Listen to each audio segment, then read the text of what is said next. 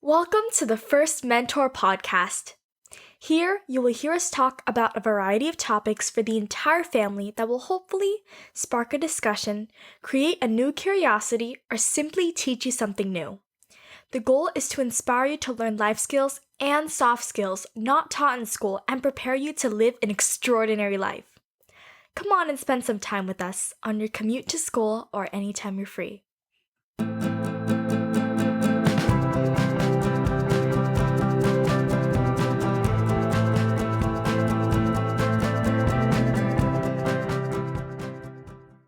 Hi, everyone. This is your host, Vanessa Yang. Thank you for joining us for episode 9 of the First Mentor podcast. And today we'll be talking about the experience and the benefits of living abroad and learning a foreign language. My guest today is Angela Efros. She's currently the Vice President of Business Development and Sales at HG Plus Consulting, but she also has experience in journalism as well as entertainment as a singer. She'll definitely tell you more about her background at the very beginning of this interview. Make sure that you don't forget to subscribe or add us to your favorite list anytime during this podcast or even after you're finished. And let's get started to get to know Angela better. So today you're in for a treat because I have my friend Angela Efros with me. I tried to recall how I first came across Angela, and I ran into her at a Chinese Lantern Festival that she was hosting. And the first thing that I was so impressed with, she doesn't look very Chinese to me, but she was able to speak because she was one of the hosts of the events, and as well as sing in Mandarin. That was really impressive to me. So I came across her name again and another time, and then we connected on LinkedIn, met up here and there, and the rest is history, right, Angela? Is this how you remember it too? Yeah, exactly.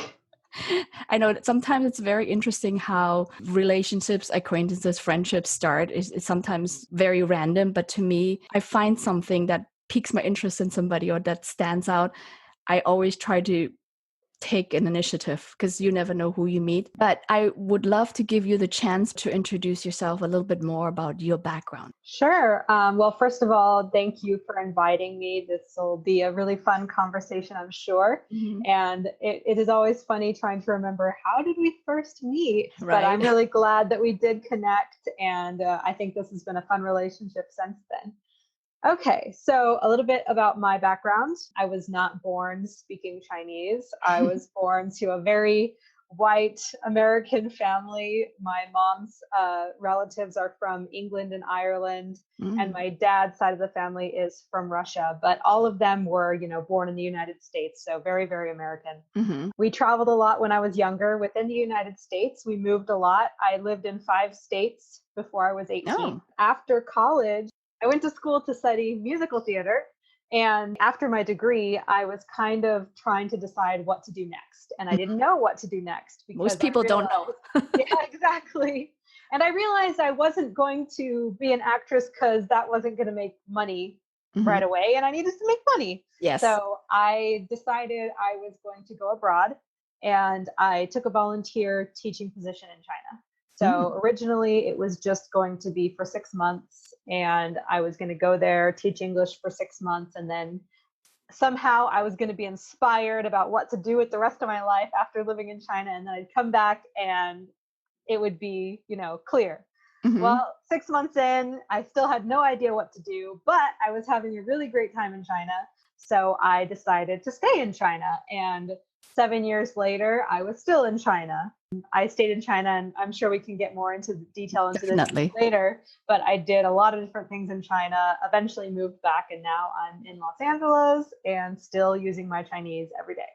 So that's kind of the short version of my background. What I found interesting and I could totally relate to is that after school, you didn't know what to do with yourself and then decided just to study abroad.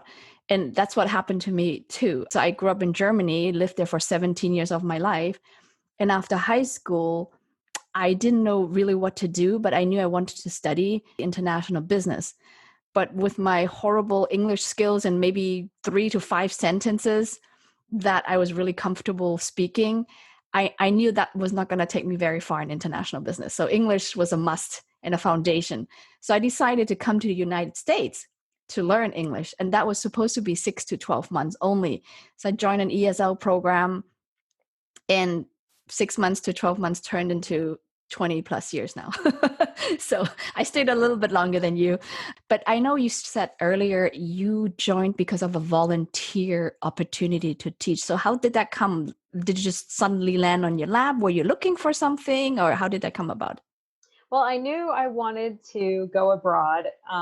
I wasn't sure where yet, but I knew I wanted to go abroad, and I was looking for options that were affordable because Mhm. I just finished school. I had Yes. no money. Just from hearing about other friends who had taught English abroad, I kind of found out that that's an option to go Mhm. abroad and teach English. So that was what I was looking for then. China came up because, well, I didn't want to just go to Europe or go to Mexico. I thought that was kind of too boring, you know? That's what a Uh-huh. lot of my friends did. And I was like, that's too easy. I want to do something weirder. So China sounded really interesting, but I was nervous about going to China because nobody knows at that time. This was like 2010 or something. Okay.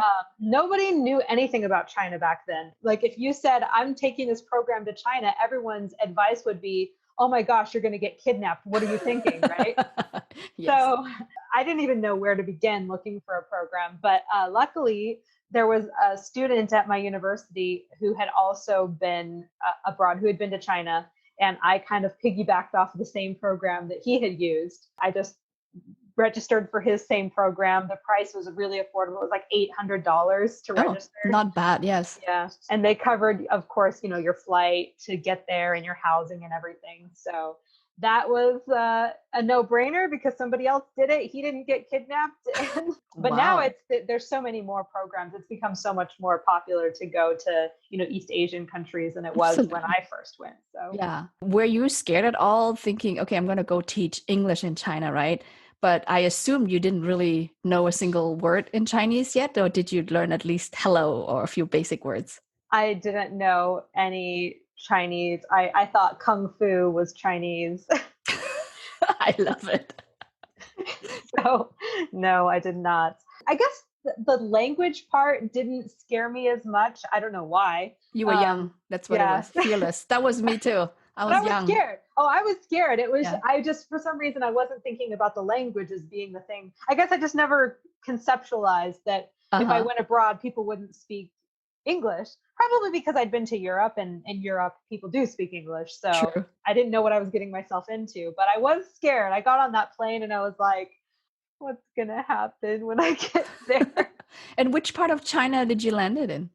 So I landed in Changsha in Hunan province. It's like when most people go to China, they end up in Beijing or Shanghai or Yes. maybe Shenzhen or Guangzhou. No foreigner just randomly goes to Changsha.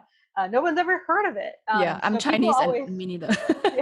yeah, people always ask me. They're like, "Well, how did you end up in Changsha? How did you choose Changsha?" And I was like, "I didn't choose it. I just signed up for a program and they It chose placed me you. somewhere." How far is that from like what people know, like Beijing or Shanghai? So the closest city that people are very familiar with would be Guangzhou in Okay. Guangdong province. Hmm. So the fast train is 3 hours, and it's just the province north of Guangdong province. So it's pretty close to Guangzhou, south central China. That's helpful. How about living? Like, where did you stay? Did they put you into some teacher quarters, or how does that work? Yeah, so for the school that I was teaching at Mingde Middle School in Changsha, and they had a special building for foreign teachers. I think maybe other teachers lived there as well. Hmm. Just a nicer place to live than where the students lived, because the students, lived in dorms. So then Yes. they had like this building that was kind of nicer accommodations, like apartments basically. So I had my little, apartment type dorm at the school that I lived in, which was an adventure in and of itself because Oh, I you had bet. this card that you use to turn on the hot water and to buy hot water and Oh, like all of these things I didn't know anything about. It was so funny every time I ran out of hot water and didn't know how to turn it on and was taking cold showers. you needed a card Yeah, there was actually like a card that you put with money, into. or Yeah, there oh, was money on it. how Yeah, interesting. yep, I'm very quite interesting. ashamed. I'm Chinese. I told you before, I've only been in China for less than 3 days my entire life. And that was just a few years ago. So most people know more about China than I do. I'm like, it's quite embarrassing. But that's why I'm like, oh, it's fascinating. You needed a cart with money to get hot water. Okay. Yeah, I think it was like the school system for students and for teachers who lived on campus. The card could be used for buying anything on campus. So I Oh, could use it for food, I could use it for hot water. I don't think I had to do electricity. I think electricity was automatic. But if I ran out of money on the card, uh-huh. then I couldn't get hot water until they added more money. Or I never tried to add money myself. I wasn't paid to work there. Oh, So I okay. was just, they gave me a certain amount of money for Your food and allowance stuff. is almost, huh? Yeah, Wow. exactly. Eventually, I started tutoring English on the side. So money wasn't a problem after that. But at first, it was kind of like, I don't know what I'm doing, spending all my savings. That is so interesting. And you said you were teaching at a middle school then? Yes. At what age in China do they learn English? Oh, they start learning like very young. It kind of depends on the family. In school, as soon as they're in public school, they're learning English right Oh, from okay. the beginning. But some parents will have their kids learning when they're even younger. And I Mm. got hired frequently to work with like toddlers to teach them English. Wow. Yeah. I remember when I learned English, it was in fifth grade, and it was 45 minutes a week. So that was not a lot. Not enough. And then in seventh grade, I added Latin. Ninth grade, I added French, and then eventually Spanish. And just a little bit. Spanish was more like on the side, an elective. So it was really hard. That's how I never really spoke, even though I progressed and learned 7, 8 years. But when you don't speak it, you don't really get it. And I was struggling as is, and on top of not speaking. So that's why it was really hard. But that's interesting. In China, they learned sooner than Germany, or maybe at least when you were there. So you first started volunteering to teach in middle school, and then you tutored. And that lasted how long, and what did you switch into after?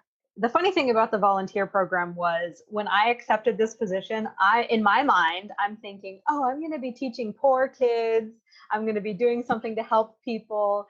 And that's actually not what it was. I was just teaching for free at the most expensive school in Changsha. So Mm, somebody else was getting paid my salary is what was happening. So right. Yes. I was pretty jaded about that because I was like, wait a second. I came as a volunteer, but this is not what I had in mind as a Uh-huh. volunteer. Like, so I started teaching on the side. I started tutoring, and then I started getting offers from various schools to teach in the schools as like a part-time teacher. So a lot of the big names in China, like American people won't know them, but there's like a place called Crazy English that's very famous all over China. There's Hmm. New Oriental that's famous all over China. Even English First is one that Americans would know better, is one that I taught for as well. So I did a lot of teaching at just all over the place. Hmm. Colleges sometimes would invite me to come teach a class or teach a couple weeks of classes. I got invited to teach at friends' schools. I got invited to teach kids. So all over the place. And my Awesome. contract ended. It was just a 6-month contract. So as Okay. soon as my contract ended, I Hmm. still had 6 months of a visa. Oh, So I was I going to was ask you about still, this. Yeah. Okay. So yeah, it was 1 year visa in total for you to. yeah, exactly. I had 1 year of a visa, but my program ended. So we could go back if we wanted to. And most of the teachers did go back, but they kind of gave us the option to say, hey, maybe you want to travel around China while you're here. So what Hmm. I did is I got my own apartment in Changsha. And then I started just teaching on the side, just all day long, every day. I'm teaching at different schools. And then at the same time, I started getting invited to sing. So Hmm. bars or events like weddings, people would call me and invite me to perform. At first, it was mostly like bars would invite me to come and sing in English because Of they course. thought, oh, it's so cool to have, a foreigner, an American come Yes. sing at the bar, right? Sing some cool American songs. The most popular song was Baby by Justin Bieber. That always made me laugh. Really interesting. Yes. After that initial year, I Hmm. just got probably another year-long visa and kind of kept doing the same thing. Around that time, I met someone who worked for a famous theater in Changsha. And he basically said, hey, if you learn to sing songs in Chinese, I can put you on the stage of my theater. And Wow. And then, I know people we can invite you to sing on TV. It'll be a lot of fun. He told me the song he wanted me to learn. Uh-huh. And it was actually one that we talked about before. 月亮代表我的心, the moon Yes. represents my heart. One of the most famous Chinese songs. I had to learn it as a kid and I didn't even know what I was singing. So yes, very famous one. Exactly. So that was the first Chinese song I learned. And then, of course, after I learned it, I got invited to perform at this theater. And after that, I just started learning more and more Chinese songs. After that song, it'd take me another month. I'd learn another Chinese song. And then after that, it'd take me a couple weeks. And eventually, it just exponentially got faster and faster and faster. And the funny thing is, I wasn't trying to learn Chinese, but through the songs, I was starting to pick up a lot of Chinese vocabulary. Absolutely. Yeah. So eventually, probably a year and a half in, I started to realize that I was communicating in Chinese. I was going to ask you, so before that friend asked you to learn a Chinese song, you've been there like in China a year and a half, right? Is that correct? It was probably getting close to a year when he first said, hey, learn this song. Got it. So within that year, were you mainly communicating in English or did you started picking up a few Chinese phrases here and there? I did start picking up phrases here and there, but I wasn't really intentional about it. Like, I hadn't tried studying. I kind of went to China with the expectation that I wasn't going to learn Chinese because I grew up trying to learn Spanish and I still don't speak Spanish. Right. So you know what I mean. It's years hard. and years and years. Yeah. So I was not trying to learn Chinese at all.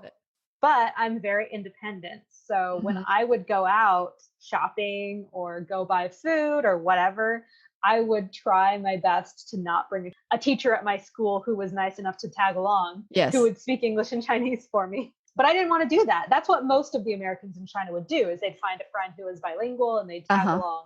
But I'm so independent. I was like, I'll figure it out. I will find a way, You used hands and feet if you had to, right? Exactly. So through all of that immersion process, I did start to pick up some things. But I always tell people that the best teacher for me was the taxi drivers. Oh, that's interesting. Yeah, well, but what would happen is I'd usually have to have a friend write down an address for me and say, oh, I need to go wherever I'm going. Yes. And they'd write it down in Chinese and I'd hand it to the taxi driver because I don't know how to communicate to a taxi driver in Chinese.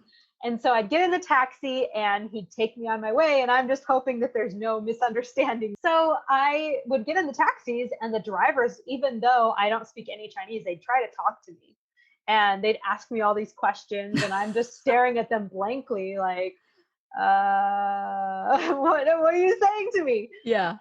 So finally I asked one of my friends, I was like, how do you say I can't understand in Chinese? And so she teaches me, she's like, oh, you just say 我听不懂. And I'm like, okay, I don't understand 我听不懂. So I go back to the taxi. Next time I'm in the taxi, I'm like, okay, this is going to be much better. I'll tell him I don't understand and it won't be so embarrassing. He'll stop trying to talk to me. So I get in the taxi, starts yammering on in Chinese. And even worse than Chinese, it's Changsha-hua. It's the local dialect of Chinese.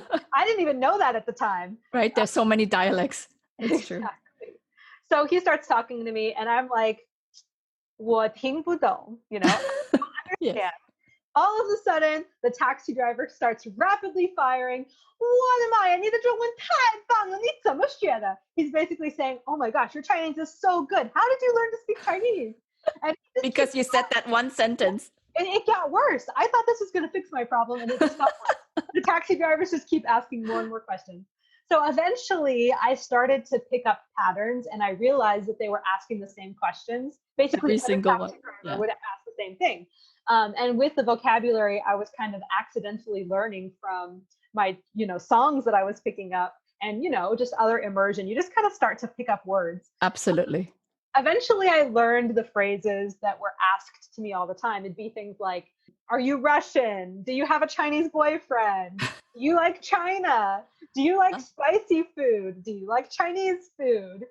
So it would be very similar questions like that. And I would start to kind of judge my Chinese improvement by how long of a conversation I could have. That's so true. Yeah. That's a good way to judge. No, I loved what you said earlier about learning through songs.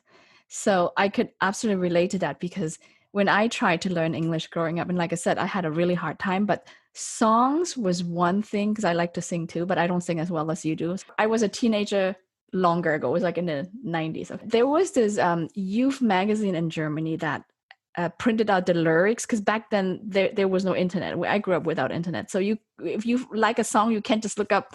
And that youth magazine, it was called Bravo. And one of the pages was always a song. The English lyrics on one side and the German translation on the other side. So whatever song I loved back then, I'd be like, oh, I would just sing along. But most of the time, I don't really know what I'm singing unless I read the German side. And of course, I love you and all those hello and whatever the sentence were, those I picked up. But most of the time was harder.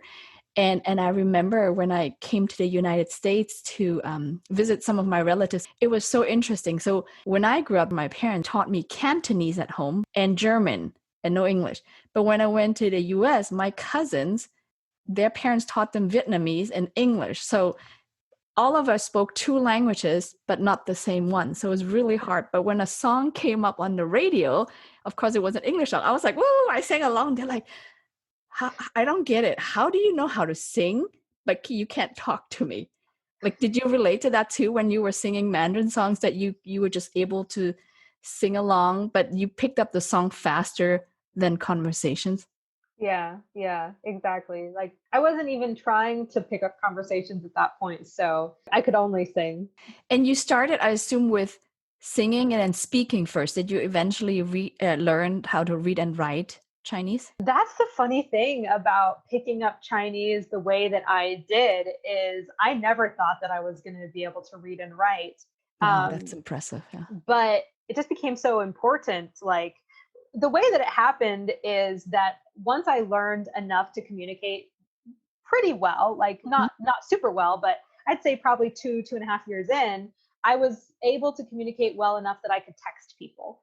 And what would Oh, happen is, in the Mandarin system for texting on the computer, you're probably somewhat familiar, but most listeners may not be. So in yes. Chinese, you have the same sound that could mean 100 different things. Yes. Like we could take, So for true. example, ni hao, which means hello. It actually means you how, or like You're good. good, you good. Yeah, Yeah. yeah. Thinking in two languages at once is not working. I know what you mean. So you good is hello. So ni could mean like a bunch of different things, or how could mean a bunch of different things. But when you put them together, they Mhm. for sure mean, hello, right? But ni by itself could be just you, or it could be, your, if you added another word to it. So Oh, it could yes, mean a lot of things. yeah. It's like a Uh, puzzle. It depends on what pieces you put together. The meanings change completely. Exactly. So Okay. you type the pinyin, which is the romanticized characters in English alphabet. You type that in, and then it will pull up the options for Chinese. And usually the first option is the most common one. Like if I Okay. type in ni, it's going to be the ni that means you Yes. first. Yes. Sometimes you don't want that ni. Sometimes you want a different ni, which looks different and means something different. Mm-hmm. But if I'm trying to say ni hao, then I'll type in ni hao, and then it's going to give me two characters together. And that's almost always what you're looking for. It's almost always right, because Uh-huh. you're putting two words together, and it's Yes. going to give you what the most common result for those two words are. So almost always I could type a sentence based off of, how it sounded, and Mm-hmm. just pick the first characters, and I'd be right. Almost always I could be right. Okay. And then my Chinese friends could read it and they'd know what I meant. I Okay. couldn't read it if someone sent it to me, but Oh. I thought it was usually right. However, eventually, people would send things back to me and be like, "Oh, your character is wrong. It's this character. You typed the wrong one." And so people would start to correct me and show me where I had selected the most popular one, but the most popular one wasn't right. Mm-hmm. So eventually I started to recognize characters for commonly used words, I guess, just through daily recognition of those characters, and then looking up characters that I didn't know so that I could copy and paste them to text to people. Just through that process of daily communication, Yes. I eventually started to learn to read Chinese. I still can't really like write Chinese. Yeah. I did take a class for writing Chinese later on, this was after I already spoke Chinese like at a very advanced level. I had to take a year of Chinese courses before I did my master's degree in China. And so during that year, one of the required classes was a writing class. So that was where I kind of learned the rules for writing, but didn't really remember them because nobody writes anymore. I don't even write in English anymore. Everything So is true. typing. Text, everything is text and typing. Yeah. That is actually quite interesting. I can relate to you to some of the things you said. I learned my Cantonese a lot from watching TV. So that's another good, besides singing, I think watching TV is another awesome way to learn a foreign language. And I that's how I agree. picked up Cantonese because my mom was watching the show from the most famous Hong Kong channel called TVB. And I watched some of those soaps with her. And eventually I got into Cantonese as I was older and I tried to sing their songs. But boy, singing Chinese was harder to me than singing English because with English, at least I learned it at school. I could recognize it. I could sing it. But in Chinese, I'm like, I don't recognize the character. And back then, everything was traditional and it was so hard. And what I started doing, because I really wanted to sing the songs, I started copying the Chinese words on a note sheet, even though I don't know what I was copying, but I just keep writing it. And then I created my own version of pinyin, meaning my own version of pronunciation, mixed with Oh, German, French, English, whatever languages I knew, because I think in Mandarin, there's only 4 sounds, right, for each character. In Cantonese, I learned from a board game that it has 9 tones. I didn't even know that. And sometimes it's really hard to hit that tone. So I just made it up and put my own pinyin underneath each character. So you could probably imagine how long it took me just to get my own lyrics together, like forever. And back then there was no CDs, it was all cassette tapes. So I had to rewind it. And I'm like, what was that? What was the sound again? So it just took me forever. But I was wow. determined, I was passionate. Until today, I still have the folder of all those songs because it was blood, Oh sweat, my and tears God. just to put them together. And when I went to Hong Kong the first time to travel, I brought my precious treasure with me because I traveled one time with my friends from Switzerland who were just like me, all foreign raised. All of us loved to sing, but none of us had a clue how to read or write, only how to speak. So we all had our own version. I realized they did the same thing and we went to karaoke with our notebook. It was hilarious. That's awesome. But what I wanted to get to is really that singing and watching TV is the best way to learn a foreign language and full immersion, right? Yeah. You learn just by jumping in. I learned English just by jumping in. I tried it for several years in Germany. It just didn't click. But here, when I came to the United States, I was actually surrounded by a lot of Chinese, Taiwanese, Japanese, Korean, like a lot of Asian people.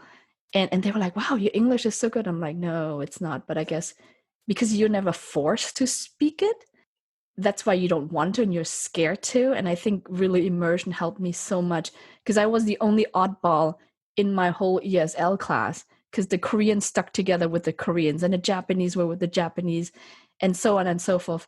But I didn't speak Mandarin back then much. There was nobody really Cantonese or German speaking in my group. So I naturally had to speak to the Americans on our campus. And that forced me to learn English. And I think you said earlier, your friend started correcting you, Mm. right? And at one point, I said, you know what? I'm here. I'm just going to speak. I don't care what mistakes I make. I don't care how I sound. I just speak and let people correct me. And when you were there in China, did you always stay at the same city or did you kind of move around too? So I was in Changsha for the first couple years that I was there. I did travel frequently, especially like when I was invited to sings. I've been kind of all over for singing performances and all over for English teaching as well. I got invited to teach in summer camps and winter camps on different Mm. provinces and different cities. And then of course some traveling here and there as well, just for fun. And then I moved to Shangtan the 4 years at the end that I was in China because I got to that point where I didn't have a visa anymore Uh-huh. and I needed a visa to stay. And one of my friends suggested, go to school, get a student visa. So I applied at one of the universities and Shangtan University is one that someone recommended. It's very close to Changsha. It's about a 40-minute drive. It's the university that Chairman Mao went to. So people always call it Chairman Mao's University. His hometown is pretty close to there. There were other foreign students, but I was the only American. So I applied for the program. The first year was, as I said, I had to do Chinese classes for the first year. And I barely even went to class during that year because by that point, my Chinese was so good that I knew everything they were teaching us in most of the classes, not all of the classes. Yeah, because you lived there already. Yeah. The listening class, I knew everything. And it was so easy. I'd walk in and the teacher would just be like, oh, nice of you to show up. And then we just, yammer on in Chinese and the other students are like, why is your Chinese so good? But then in the reading class or the writing class, then these other students are much farther ahead than I am because these are students who studied in their own country. So they're doing the book studying, right? They're learning in the context of textbooks and reading. So their reading and stuff was much better than mine, but I could communicate with anyone. And not only could I communicate in Mandarin, I could communicate in the local dialects. So so cool. It was a different, like in some ways I'm like, why didn't I spend more time getting better at reading and writing? Like I can do what I need to get by, but I'm not like at the top level by any means. But nobody could compete with me as far as communication skills in that class. Awesome. That's a really good point. It's really the learning from the textbooks. I think in a foreign language, the hardest is really speaking in my mind. Because right now, I told you before, I'm trying to learn Mandarin, but I figure I'm like, it's never too late. I've realized with watching the Mandarin soaps and dramas and what have you, especially during COVID, I picked up a lot more. My understanding has gotten a lot better. I was really surprised. I met one of the mommies, for example, at my kid's school, and that's a Mandarin immersion program, as I told you before. And she started speaking to my daughter in Mandarin. I was like, oh my God, I understood 80-90%. I mean, it wasn't a difficult conversation that they had, but still, I was so shocked that I understood most of it. And then she looked at me because I said something, just like you with a taxi driver. Once you say one sentence, they're like, oh, you speak the language? So I said one sentence to her because I wanted to practice. And all of a sudden, she just went, blah, blah, blah, blah.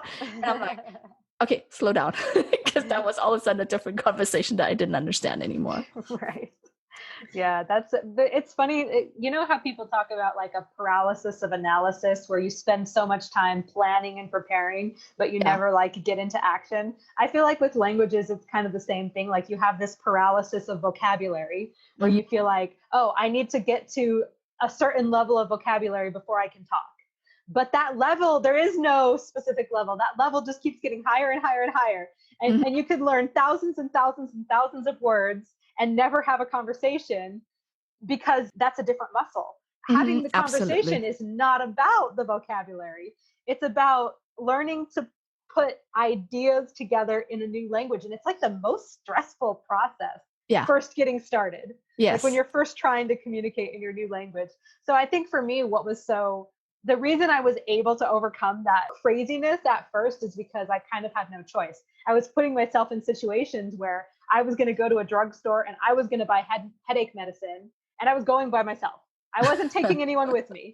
And so I would sit there at the pharmacy as long as it took to get my meaning across. And eventually, after doing that often enough or having conversations with friends where, okay, we wanted to have a deep conversation, but my level of communication was very shallow. So you're using this very simple, shallow vocabulary to try to express more complicated ideas. And the more you do that, the faster your brain starts to connect the dots. But for students who spend so much time studying, but they never spend any time communicating, they're never going to get there. Absolutely. So what is the best way for them to really pick up the language faster? So in order to pick it up fast, you kind of have to have input from different areas. So if you're just getting started, what I would say is you need to kind of first learn the sound of the language. Like when I first started with Chinese, it sounded like gibberish. Yes. I can't pick out the words even. So you first need to get to a point where you can pick out the words. So what I would say for that is start watching some movies in the language, start watching some TV shows in the language. No, you're not going to understand what they're saying, but that's okay. It's still going to be fairly entertaining because most movies or most TV shows, you can actually understand 70% of what's going on. without actually listening. It's with the body language, the explosions, the kissing, whatever. You'll pick Yes. up what's happening. Don't cheat and turn on the subtitles. Just listen, because your brain needs to go through a process of understanding what are words, what are phrases. Okay, that's interesting. And in order to make that process go faster, you can also spend some time studying the alphabet in that language. With Chinese, that's a little bit complicated because there is no alphabet, but you can learn pinyin. And then, in other languages, it's much easier to learn that way. Like if you started learning French and you speak English, it's very easy to start following along with French subtitles because you already can read French. If you study the pronunciation in like half an hour, you've got it. Yeah. So that's the first thing I would say is get to a point where you can pick apart words, where you can hear where it doesn't sound like nonsense anymore. And that doesn't take very long. That could take a couple of days, maybe a couple of weeks, depending on how much time you spend on it. And it could be fun. Pick something fun to watch. I mean, if you like, I don't know, video games, maybe there is a movie or TV show in that language about video games. So at least you get excited by the visuals, right? That's what I've noticed. So don't pick a romance movie if you're a total action person. True. So, and you could even pick one of your favorite American movies, right? And watch the dubbed version of it, because a lot of our movies have dubbed versions. Yes. Yeah. So then you know what's happening. You know the story. I think that the reason it's so hard for me to convince people to do this is because they don't understand that it's not them consciously doing the work. It's their brain doing the work. Yes. Their brain has to go through the process. So they watch a movie and they're like, I didn't learn anything. I'm like, no, you don't learn anything. Your brain is picking it up. Your brain has to do the work on its own first. So that's the first thing, is get to the point where you can pick things apart. Okay. And then what will happen is you'll get to a point where you can actually say, oh, I've been hearing this phrase a lot. If you've watched a couple movies, you'll start to notice phrases that you hear frequently. For me, when I lived in China, I would hear mei nu and mei guo all the time. Yes. That means beautiful girl and America. Yeah. And I didn't know what those phrases meant, but I'd start to hear them. Like everywhere I went, I would hear those phrases. So I'd ask someone to tell me what they meant. And then I find out, whenever someone says mei guo mei nu, they're probably talking about me. I can't understand the rest of the conversation. Yeah, but you're like, it's about me. Maybe I should pay more attention now. Right.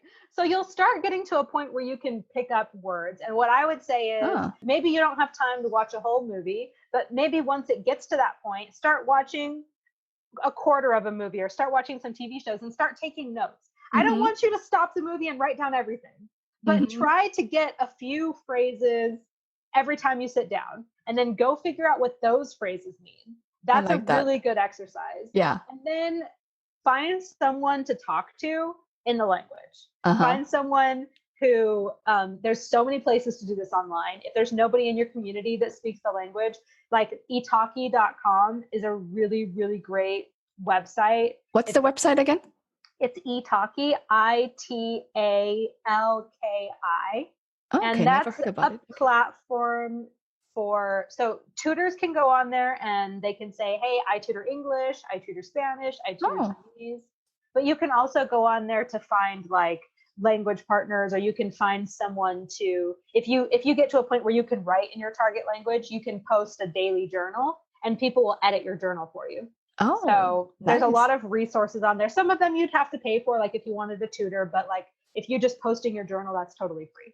So that there's places like that where you can find someone to talk to in your target language. And I would say start having basic conversations. Like at first, you're probably going to have to do some research, right? And you're going to have to figure out, how do I ask like 3 questions? I want to be able to ask and answer 3 questions for this conversation. And you're just going to have to go through the stressful process of trying to express your idea and trying to understand what the other person is saying. But you've got to do it at the beginning, because if you put it off, but it gets easier. You get into paralysis. It does. It does get easier. Yeah, it does. Oh, I like that. I would also recommend finding something that they enjoy to learn vocabulary. So for me, it was singing. For you, it was singing. For them, it might not be singing. I like singing. I think singing is a really good way because your brain memorizes music very easily. You Mm-hmm. may have realized when you were a kid, your elementary school taught you songs to remember, your multiplication tables, or maybe to remember the names of the states or Names of the whatever. weeks and the months. I remember my kids singing those songs. Exactly. Or if you go to church, your church probably taught you the names of the Bible scriptures with a song. So when you're young, you learn to memorize things by learning them to music. So that's Yes. part of the reason why learning vocabulary by learning music is so effective, is because of that, connectability with the music to your brain. So if you like to sing, or at least if you don't hate it, that's a really good way to learn vocabulary fast. Yes, agree. But there's other ways. I mean, if you're not a singer, maybe you like to read, and maybe you can look up some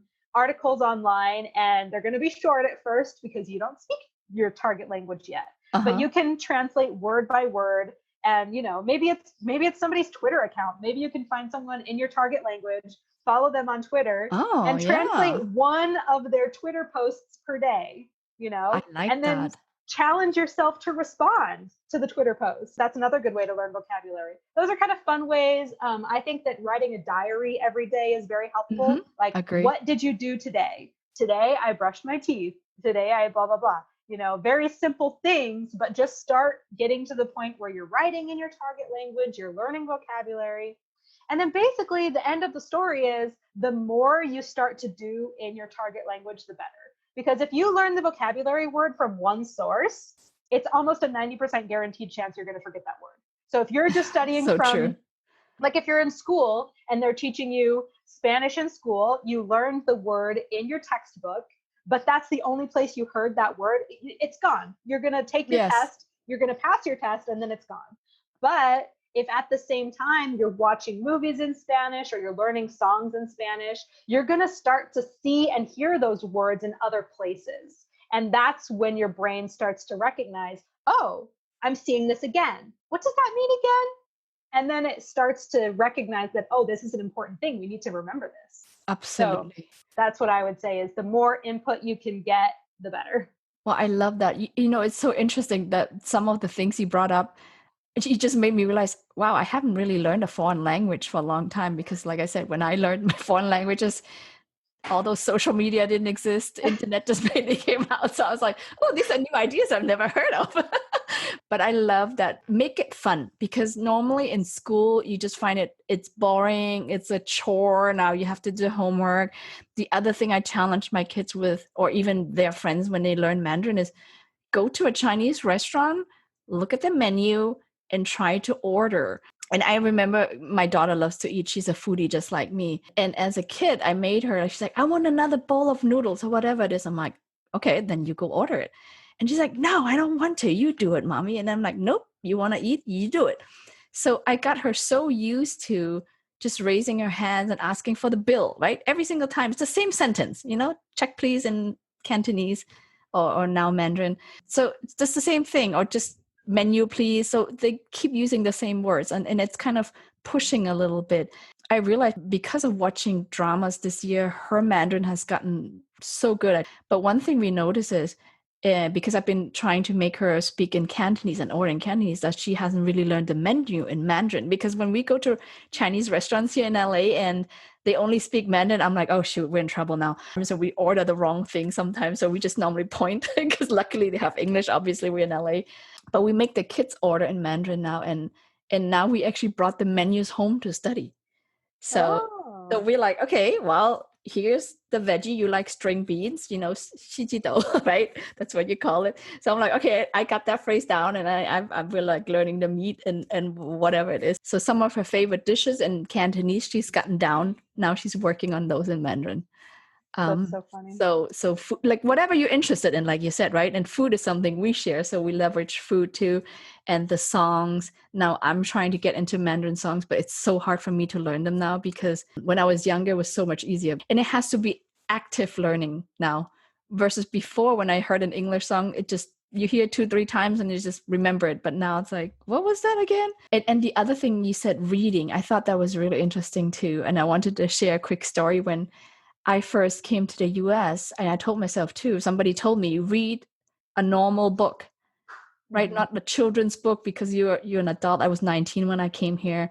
don't read a little kiddie book because you find that boring. It's not interesting. I remember I was in an airport once and I just picked a random book, and it happened to be, I still remember because that was the first novel I read. It was a Time to Kill, which was, I don't know if you ever read it, but they made a movie out of it before. And the beginning was a very shocking one before they got into the story. And I remember reading it and I was like, wait, did I just read what I read? Or am I completely misunderstanding it because it was so shocking? And I had my little yellow German, English, German dictionary right next to me. When I would do is I had a pencil in my hand whenever I read. And every time I didn't understand a word, I guess I was not as brave as you back then. We're just like, just keep doing it. I was like, okay, hold on. I don't understand this word. So I went to my translating book and picked up the word and wrote the German word on top of the English one. I did it several times, and there were words that I suddenly felt, oh, it's repeating.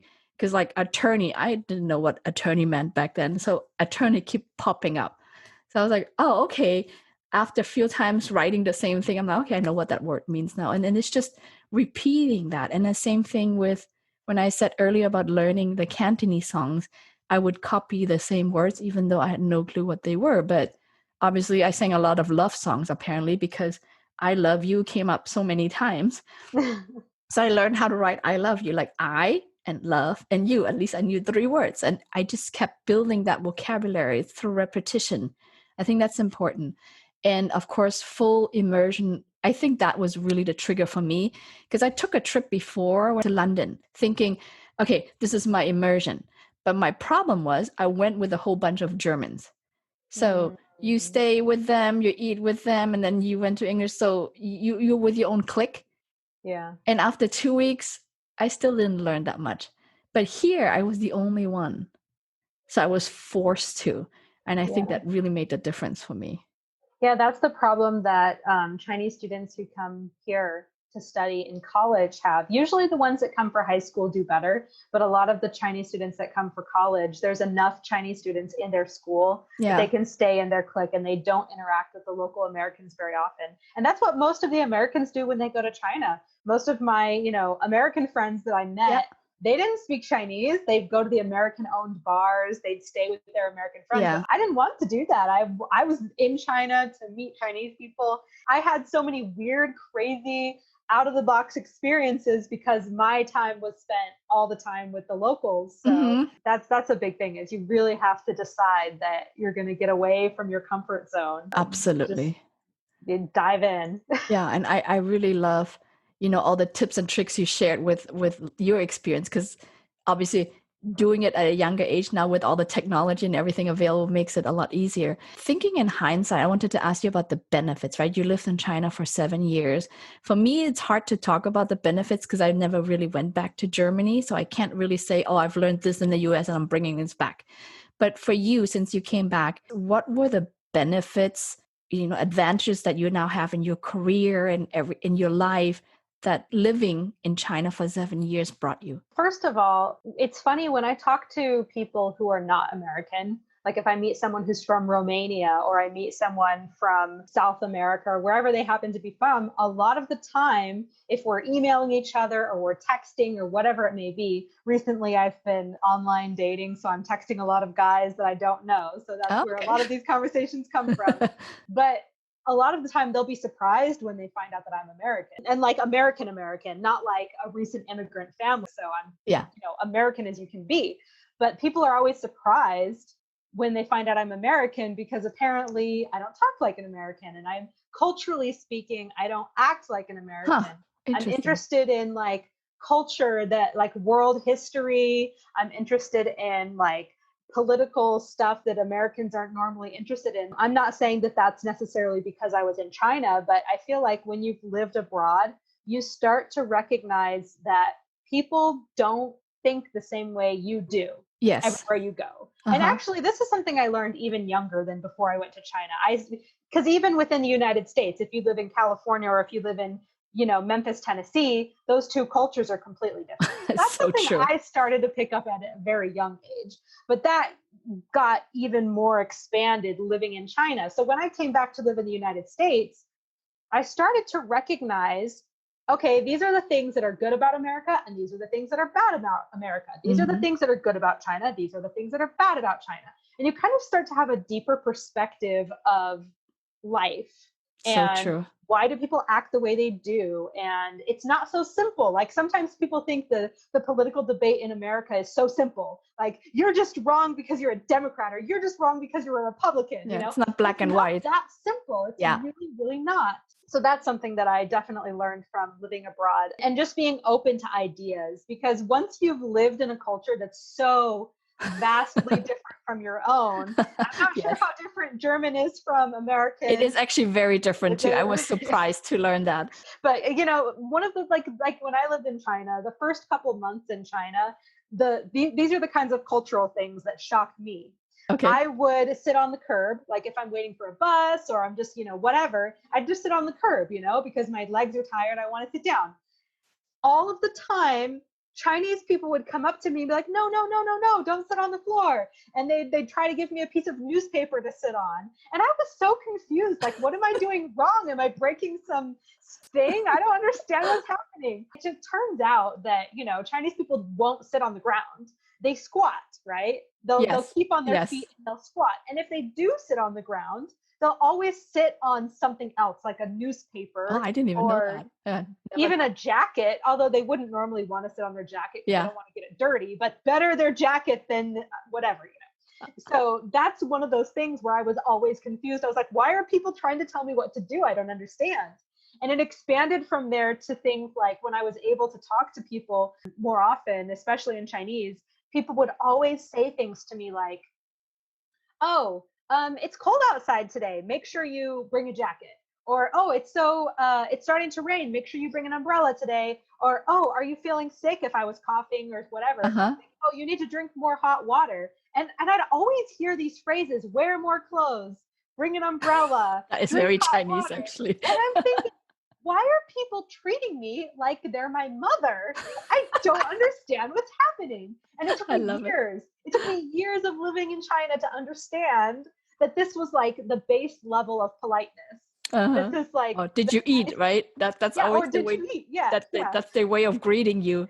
Instead of saying hello, did you eat? Yeah. Have you eaten? You need to eat more food, eat more food. So it's like everywhere you go in China, people are giving you this mundane advice. And to me, an American, I'm thinking, these people are so rude. They must think I'm a baby because I've never lived in China. I don't know how to take care of myself. What's the problem? But later, eventually I realized, oh, that's their culture. That's their way of being polite. And so when you start to recognize that something that you see as offensive and is actually someone else's way of being polite, you start to recognize that you can't assume that you understand what anybody is trying to say to you. So true. And that comes up, we don't recognize that in our daily lives, but that's true of everything. That, when somebody says something to you at work and you think that they're criticizing you, 8 out of 10 times, they're actually not criticizing you. They may just be trying to understand what's happening. They may not even think it's your fault. They may be criticizing themselves. You really have to question, what is your understanding of what somebody else is saying to you compared to, what are they actually trying to say? And that's something on steroids when you live in another country. So there's that. I guess just the opening of your mind is something that you really pick up living in a foreign country. But then, of course, there's the language aspect. And for me, moving back to the United States, that's probably been the biggest benefit because I still use Chinese in my career. A lot of Americans don't. I know several friends who lived in China. They came back and their job has nothing to do with Chinese and they forget their Chinese. And that was something I knew was a risk. So I specifically looked for a job where I could use Chinese. Now it's at the point where I don't think I could ever forget Chinese because my whole life is so involved in Chinese, even in the United States. Yeah, you still sing, you still perform. You know, with COVID, I have noticed that I haven't been speaking Chinese as much as I would normally. So over the last few weeks, I've started listening to some Chinese podcasts because I'm kind of like, oh my gosh, I'm not speaking in Chinese. I did a podcast in Chinese for somebody else. Oh, and awesome. I was like, oh my gosh, my Chinese is so bad. That is the thing with foreign languages. You figure you lived there for so long and you've been using it for several years here in the United States too, that you probably won't forget it. But I learned German for 17 years and I thought I would never forget it. But then after I've been here for 5 years, 10 years, and I remember the first time I went back to Germany, like after multiple years, I went back here and there, but there was a period of several years where I didn't go back. And then I went, and the first day I was like, what's wrong with me? Like, I knew the language, but there were words that I forgot. And I thought it was just me. Oh, my blood's not German. My family doesn't speak German. So that's what it is. But then I met other Germans in the United States and their whole life. And they said, after 3 years living here, they forgot some of their words. I'm like, oh, okay. So it's not just me. Yeah. So it's really taking an active stance of intentionally seeking people and opportunities to practice the language. So every time I meet a German, I'm really excited. I'm like, oh, they might think I'm crazy, but I'm like, I'm sorry. I just have to reach out because I need to practice. And most of the time, they're very open to it. I mean, I feel like knowing another language opens up opportunities because you have something common with that person and you can connect so much faster, right? You probably realize that too with you coming back, and you probably build stronger relationships or faster relationships with somebody you just met recently just because they found out you speak Chinese or they found out you lived in China and now you have something in common and the connection just goes like that, right? Yeah, absolutely. For me, for example, I leveraged it. In the beginning, I was like, okay, it's very confusing. I'm Asian. I grew up in Germany. I live in the US. There's so many cultures. What do I do with them? And it's confusing. But what I've learned to do is all the cultures you have experienced, pick the best part of each of them and then make them who you are. Every culture has the good and bads, right? So you just choose what makes sense to you and incorporate it into who you are. And that's becomes your identity, so to speak. I intentionally take advantage of it now. For my career, for example, what I do is like I actively reach out to Germans, and there was this one person I reached out to, and he was very high up on LinkedIn, and I was like, he would never talk to me, he would never respond. But I've learned to, when I don't ask, it's always a no. So might as well just ask because worst case is a no. That's always my thinking now. So I just sent him a LinkedIn message and said, I wrote it all in German. He responded. I was like, oh, that was great. I was first really afraid. That's why I want to encourage people, especially in the US, most kids don't learn more than one language. They think everybody in the world speaks English. Mm-hmm. So it's so great to hear that you did and you got some benefits out of it. Yeah, absolutely. And you don't notice it, it's going away. It's kind of like Rome wasn't built in a day, but Rome wasn't destroyed in a day either. It kind of slowly starts to fade away. Why do you think is it really important for us to learn a foreign language? When you speak a second language in a lot of places in America, that is kind of a sign that you're a lower class in a lot of ways. Usually you're thinking of like immigrants who came here. America's the only country like that, I think. Most other countries in the world, speaking a second language is considered normal, right? Yeah. Almost everywhere in Europe, it's considered normal to speak a second language. There's countries where people speak multiple languages, 3, 4, or 5 languages. I have friends from all over who speaking 4 languages is totally normal to them. So I think that it's something that we should all question. It's like, why don't we take the time to learn a language in the United States? Why don't we grow our horizons in that way? And once you do, your brain is different forever after that. Like it's not just about, oh, now you can have friends in that language. That's awesome. Like I cannot tell you how much fun it is to see a Chinese tourist in the middle of nowhere on a mountain in America and just start rattling off Chinese. Their faces are so funny. They're like, you speak Chinese? Oh my gosh. Yeah. I mean, those little experiences and being able to communicate with strangers and all of a sudden the stranger is your best friend, that's totally worth it in and of itself. But it's also what it does to your brain. Like it just changes the way you think forever. And I think it's like plasticity of your brain. And that's good for your health, apparently. So yes, it is. If you want to stay young longer, you need more plasticity. So if that's the only reason I can give you, do it so you stay younger longer. But you and I both have the advantage of the shocking factor because people don't expect you to know Mandarin and people don't expect me to know German. So sometimes they let their guards down. But yeah, that's the advantage point too. You can listen into others' conversations without them ever noticing. This is true, and it's very fun. I one time was I was traveling in China, and I was taking some pictures on just like a mountain in China, the Yellow Mountain. And I was in this one area taking a picture of my friend, and this Chinese lady behind me, she's waiting to come take a picture after us, and she was saying, "Oh my gosh, they're taking so long." So after we'd finished, I turned around and said in Chinese, "Do you want me to take a picture of you?" Exactly. She was like, Yep, you catch people off guard completely. I really, really appreciate you coming on today and all the information you shared with me. And I enjoyed learning more about you and your background. So thank you so much for your time. yeah, it's my pleasure. And I definitely enjoyed learning more about your background, and especially how you had to learn without the internet, because I can't even imagine that. Yes, So, different times. We'll talk soon, okay? all right, sounds great. Okay, thanks so much. Bye. Bye. Wasn't Angela amazing? You can absolutely feel her positive and outgoing personality just by listening to her speak. So I hope you enjoyed learning about her perspective, about living abroad and learning a foreign language as much as I did. We all know that learning a new language is not easy, but I want you to know that there are ways to make it easier, interesting, and fun, as we discussed in this episode. So please don't give up and keep trying, okay? It will give you more than an edge later on in life. So my question to you today is, what language do you consider become fluent in?